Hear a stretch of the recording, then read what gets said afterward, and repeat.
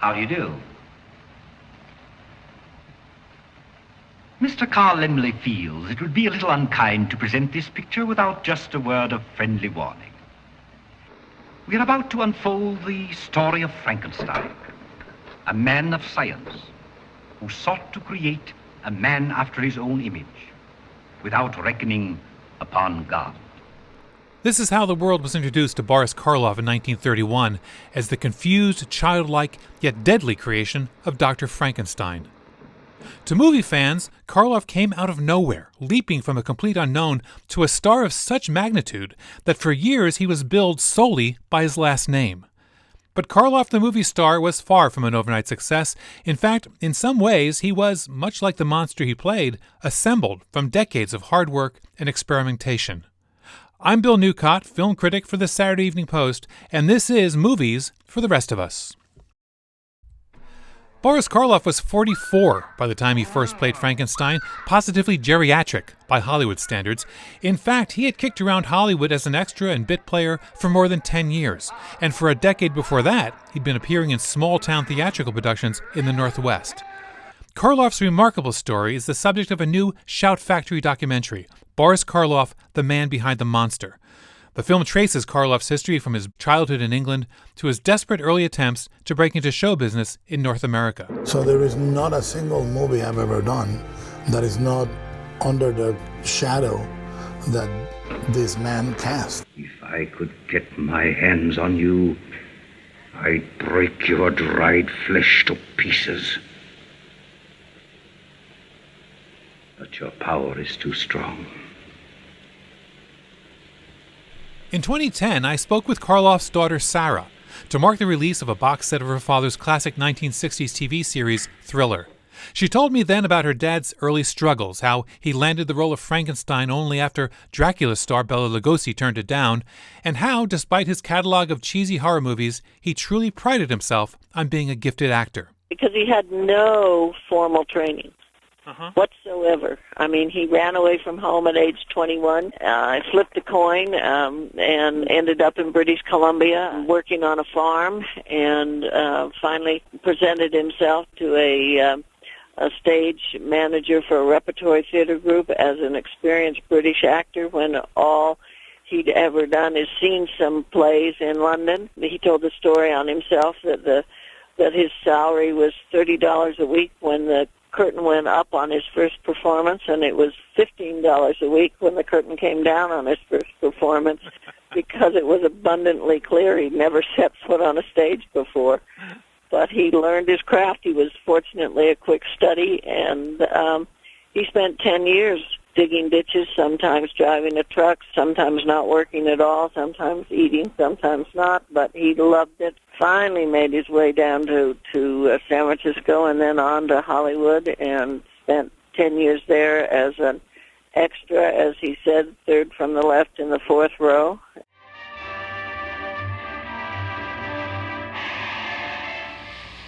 You know I was in for 20 years, don't you? Yes. Well, I done 8. They let me out on parole. He actually had done Criminal Code as a play for Howard Hawks, and then when they made it into a film, Hawks cast him in the same small but showy role. Somebody saw me take that drink and squealed. They sent me back for the rest of my joke. Just for it? Yeah. 12 years for one lousy glass of beer. He literally was in the commissary when Whale spotted him, and Whale asked him to test for the part. And at that point, it was a job. My father didn't care what it was, and he was fortunate enough to fall into the hands of makeup genius Jack Pierce, who had enough clout at that time as head of the makeup department to spend 2 weeks working with my father developing this makeup. And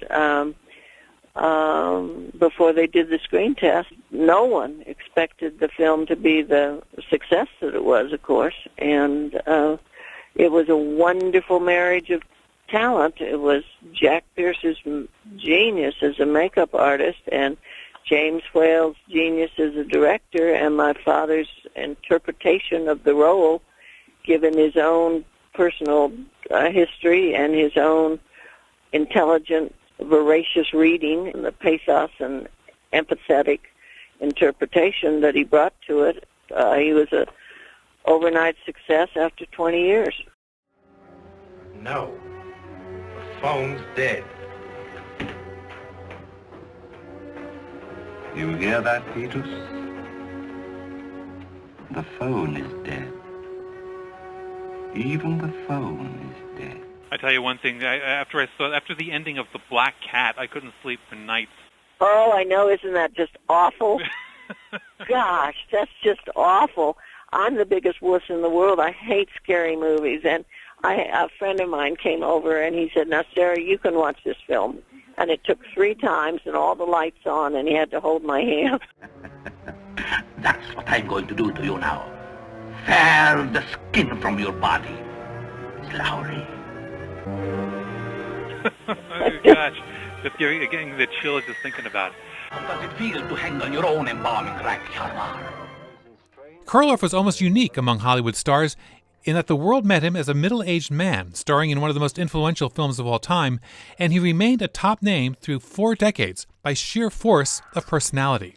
Occasionally, he would find a project that allowed him to prove what a good screen actor he really was, but for the most part, the movies Karloff made over his last 40 years were abysmal quickies, well-paying B-pictures that traded on his sonorous voice and his ghostly stare. Yeah, he never walked through a role. He loved his profession, and he was grateful for it. You know, he often said, you know, I'm the luckiest man on the face of the earth. I get to go to work every day at something I truly love and then be jolly well paid for it.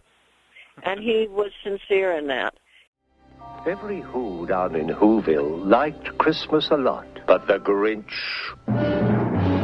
who lived just north of Whoville, did not.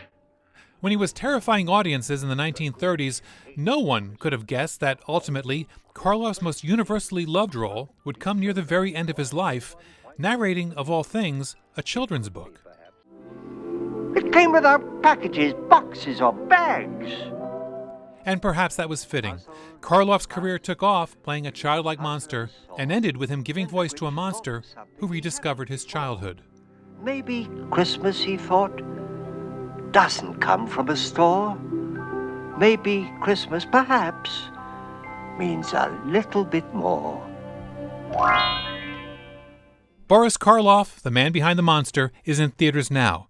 And if you'd like to get a pristine look at what all the shouting was about back in 1931, Universal Home Entertainment has just released Boris Karloff's Frankenstein in all its 4K glory as part of a spectacular box set, Universal Classic Monsters, Icons of Horror Collection. For the Saturday Evening Post, I'm Bill Newcott. Butternut has found a way of making coffee richer without being bitter. Butternut has found a way of making coffee richer without being bitter.